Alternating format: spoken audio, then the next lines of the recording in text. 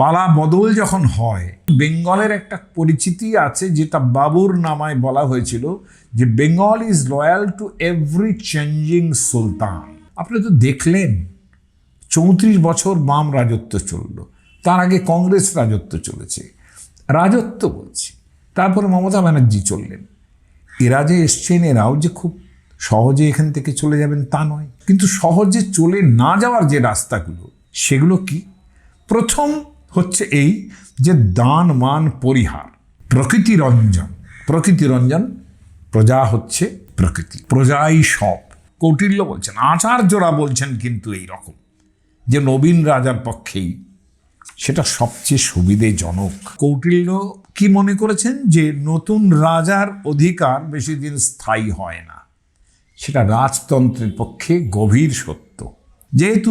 তিনি যেহেতু জোর করে নিজের শক্তিতে রাজ্য দখল করেন, অতএব তার প্রতিটি যোজনার মধ্যেই নিজের সাহংকার উপস্থিতির একটা ঘোষণা শোনা যায়। গণতন্ত্রে সেটা হয় না। গণতন্ত্রে মানুষের ভোটেই তিনি জিতে আসেন, কিন্তু গণতন্ত্রে এটা হয় না বলেই আমরা কৌটিল্যের পূর্বতন আচার্যের মত বেশি গ্রাহ্য মনে করি যে নতুন রাজা নিজের স্বধর্ম অনুসারেই দান মান পরিহার ইত্যাদির মাধ্যমে প্রজারঞ্জন করবেন।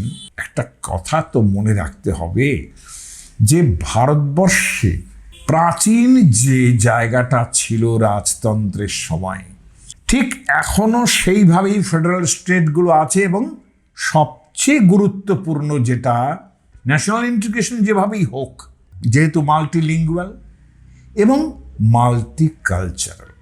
তামিলনাড়ুর কালচারের সঙ্গে বঙ্গদেশের কালচার মিলবে না, উত্তরপ্রদেশের কালচার মিলবে না, মহারাষ্ট্রের সঙ্গে বিহারের মিলবে না।